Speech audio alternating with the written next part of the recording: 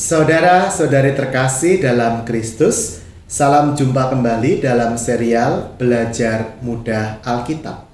Kita tiba dalam pembahasan surat Rasul Paulus kepada jemaat di Efesus. Saudara-saudari yang terkasih dalam Kristus, surat kepada jemaat di Efesus ini menariknya diduga ditujukan bukan hanya kepada jemaat di Efesus, tetapi juga kepada beberapa jemaat di aneka tempat. Dalam teks aslinya, itu tidak ada keterangan langsung yang menyebutkan nama kota Efesus.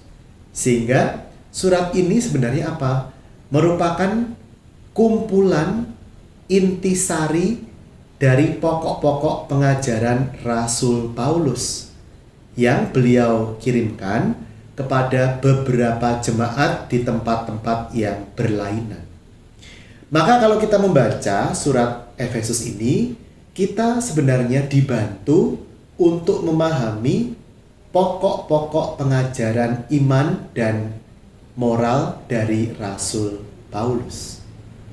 Saudara-saudari yang terkasih dalam Kristus, dalam bab yang pertama, kita membaca sebuah doa yang secara puitis dituliskan oleh Rasul Paulus, yaitu apa?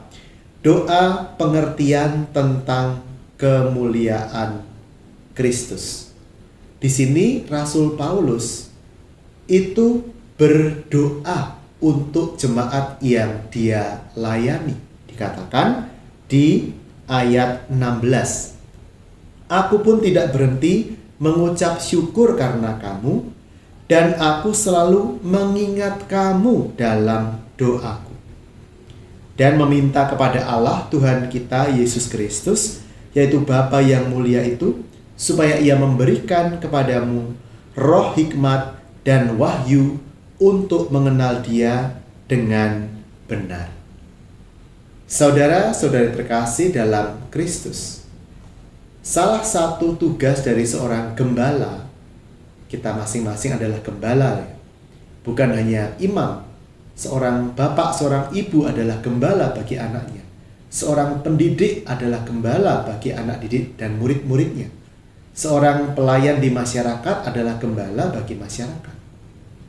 Sebagai seorang gembala, kita diajak juga untuk mendoakan mereka yang kita gembalakan. Maka semoga kita tidak hanya menjadi pemimpin atau pelayan masyarakat yang bekerja keras, tetapi juga semoga kita juga berdoa untuk mereka yang kita layani. Saya masih ingat nasihat seorang romo kepada saya. Dia seorang romo projo. Dia mengatakan bahwa dia itu sudah mendoakan umat yang nanti akan dia layani di masa depan. Jadi ini adalah sebuah keyakinan iman bahwa apa? Menggembalakan itu antara lain mendoakan, bukan hanya bekerja keras, mengunjungi dan sebagainya. Kenapa? Pelayanan kita itu pelayanan rohani, bukan hanya pelayanan yang bersifat sosial dan karitatif saja. Ini yang membedakan pelayanan gereja dengan pelayanan sebuah LSM misalnya.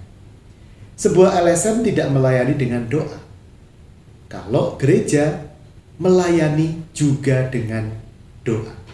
Maka semoga doa menjadi landasan dalam pelayanan dan pewartaan kita sehari-hari. Tuhan memberkati kita dalam nama Bapa dan Putra dan Roh Kudus. Amin.